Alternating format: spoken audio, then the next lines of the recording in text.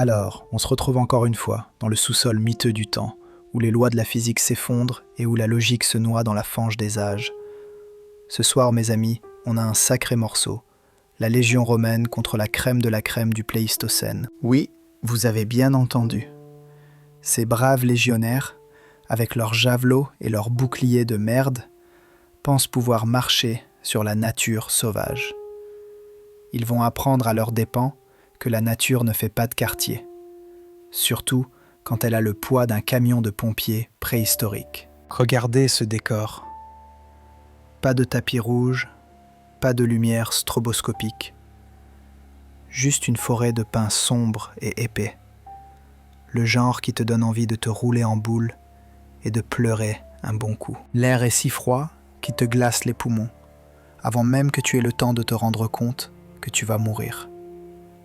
C'est le son de la terre qui respire, un souffle de givre et de terre mouillée, un parfum de proie et de prédateur. Et au milieu de ce tableau idyllique, une petite troupe d'hommes en armure de métal qui doivent se sentir un peu déplacés.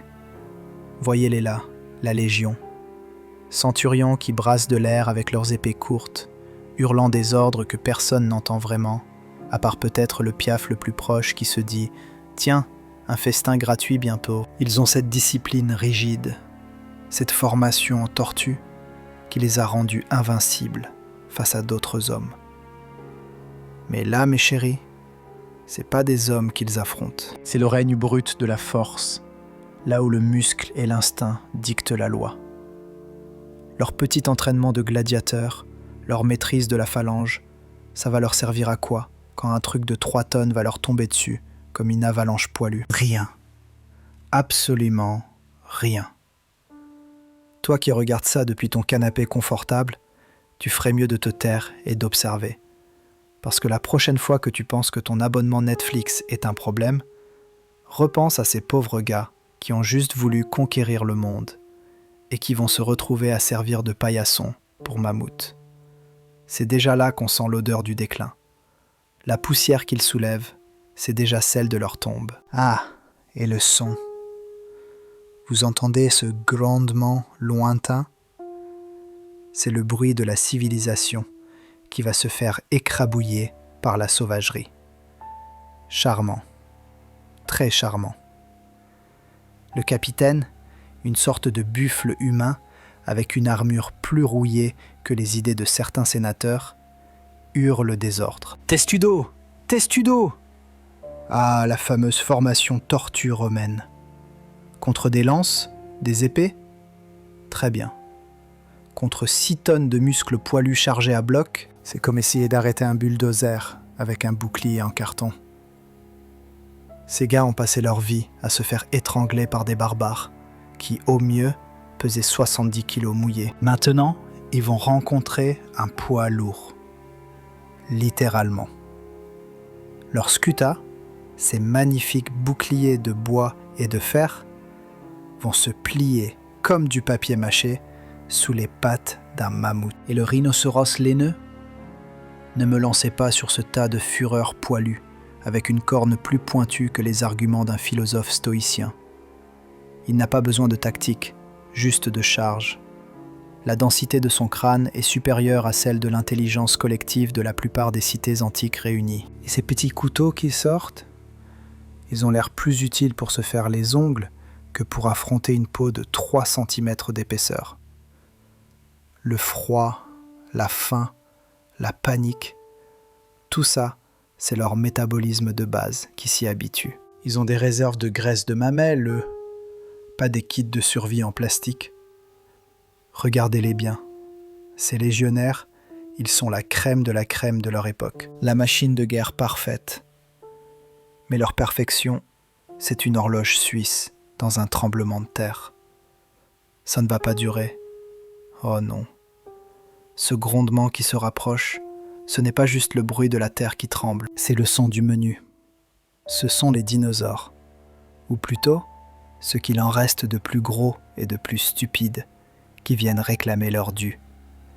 Et le dû, aujourd'hui, c'est un festin de ferraille romaine et de chair mal entraînée. Vous croyez que vous pourriez faire mieux, vous, avec votre smartphone? Vous feriez pipi dans votre pantalon à la première brise glacée. Ils vont avoir une fin plus spectaculaire et combien moins digne. La nature ne fait pas de prisonniers, surtout quand on lui manque de respect avec des cuirasses mal graissées. Ça va être rapide et moche, très moche. Alors, le capitaine, ce soi-disant génie tactique qui a probablement passé plus de temps à lustrer son casque qu'à étudier les mammifères préhistoriques, hurle des ordres. « Testudo ! Testudo !» Ah, la célèbre tortue romaine. Une formation qui marche contre des bonshommes avec des épées, pas contre des machines à broyer de 6 tonnes qui ont évolué pour se foutre de la glace et de la boue. Ils croient que ces petits boucliers de bois et de cuir vont résister ? C'est comme si vous essayiez d'arrêter un train avec un lance-pierre.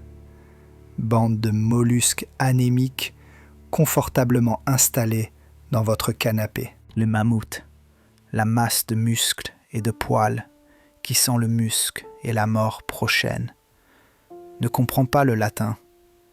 Il comprend la faim, le froid et l'instinct de charge. Son cerveau, petit, mais terriblement efficace pour ce genre de boulot, n'a pas besoin d'analyser la disposition de vos pili. Il voit une cible. Point. Et votre capitaine, avec sa belle armure étincelante, il fait une cible tellement parfaite.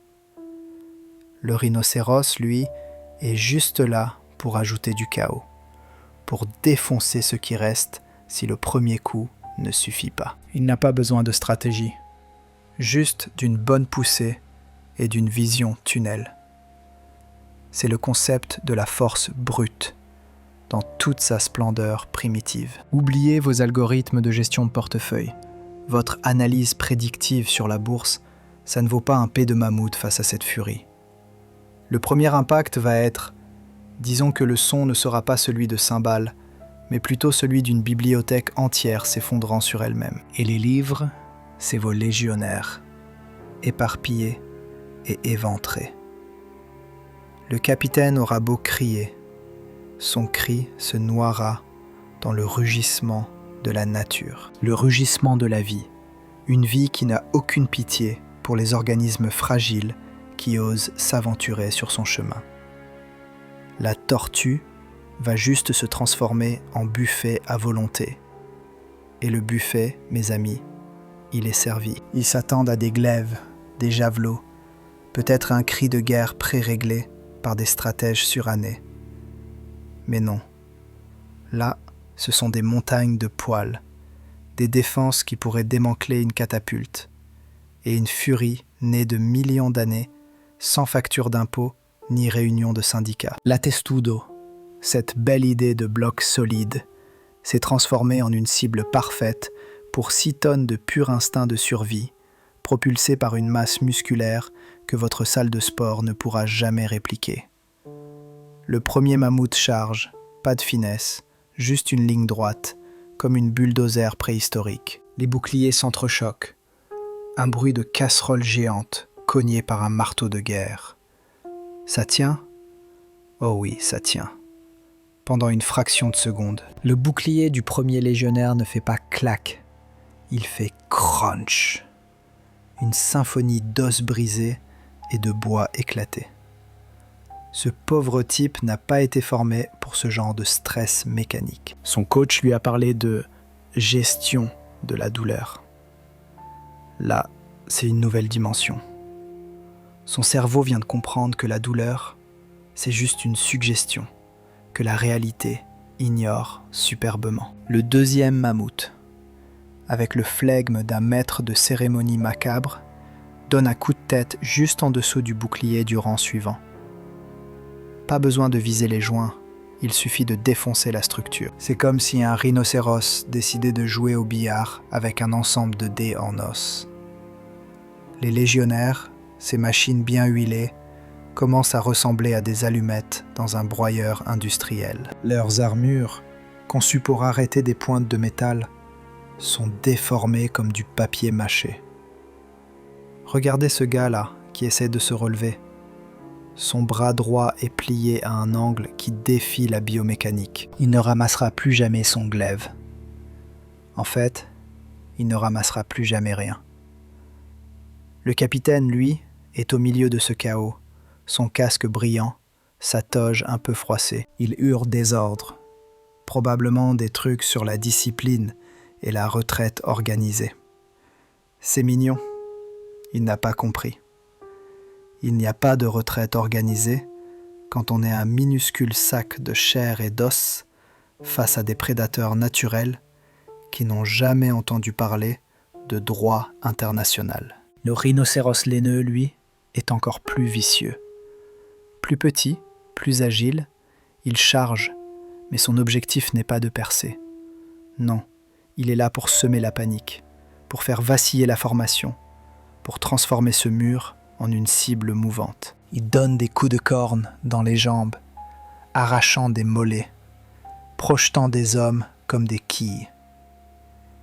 Et vous, là, qui croyez que vos cours de self-défense vous sauveraient, vous seriez déjà la bouillie que vous avez semée. Le souffle court, les yeux hagards, les hommes se regardent.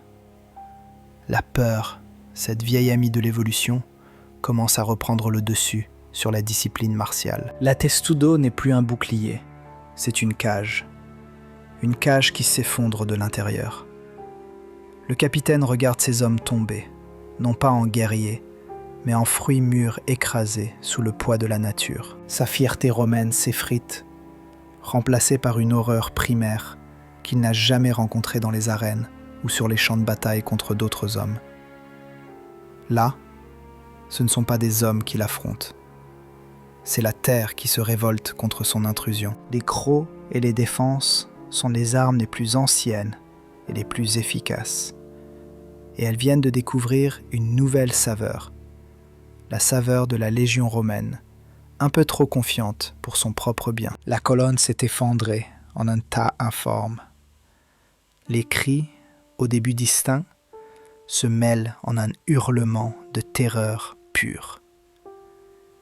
Et puis, le silence relatif revient, entrecoupé par des bruits de déchirement et de succion. Le buffet est ouvert, et les bêtes n'ont aucune idée de la gastronomie française. Regarde bien, toi qui trouves ton bureau climatisé tellement éprouvant. Ce n'est pas le genre de rugissement qui vient d'un collègue énervé parce que tu as pris son yaourt. C'est le bruit d'os qui craquent sous une pression que ton crâne, pourtant si précieux, avec ses 1,3 kg de matière grise, ne pourrait supporter qu'une seule fois. Le mammouth ne cherche pas à négocier un traité de paix. Il cherche à écarter un obstacle sur son chemin vers des lichens plus juteux. Et cet obstacle, mes amis, c'est le reste de ce qui fut une formation militaire redoutable. Les épées et les javelots, des cure-dents pour ces géants. Le bouclier, une invitation à être écrasé comme une canette de soda. Tu vois cette boue rougeâtre qui commence à gicler? C'est pas du vin de messe, c'est le liquide vital de ces guerriers qui croyaient que leur armure et leur entraînement allaient suffire. L'adrénaline, chez eux, elle a duré le temps d'une fraction de seconde avant d'être remplacée par la panique. Et la panique, face à un troupeau de mammouths affamés, c'est le hors-d'œuvre. Le rhinocéros laineux, lui, est plus agile, plus vicieux. Il n'a pas besoin de charger en ligne droite, il fonce, il encorne, il retourne les corps comme on remue une salade. Les légionnaires qui pensaient avoir survécu à la première vague se retrouvent maintenant éventrés ou décapités par un coup de corne qui aurait pu fendre un rocher. C'est beau, en quelque sorte, cette démonstration de puissance brute. La nature, elle, n'a pas de formation tactique. Elle a juste des millions d'années d'évolution pour te rappeler où tu te situes dans la chaîne alimentaire. Ce n'est pas une défaite, c'est une leçon. La plus élémentaire des leçons. L'homme, avec toute sa technologie et son orgueil, reste une petite chose fragile dans ce monde. Les survivants, s'il y en a, ne rentreront pas en héros pour raconter leur bravoure. Ils ramperont, hagards, avec des images gravées dans leur cerveau qui les empêcheront de dormir pendant le reste de leur courte vie. La Légion a rencontré son plus grand ennemi, la réalité. Et la réalité, ici, sent la terre mouillée, le sang et une odeur de musc d'animal qui ne connaît pas le concept de prison militaire. C'est fini pour eux. La prochaine fois, ils enverront des scientifiques pour étudier, pas des soldats pour conquérir. Mais bon, qui suis-je pour leur apprendre ? Ils ont toujours été doués pour se faire botter le cul par le passé, surtout quand le passé est aussi poilu et armé de défense.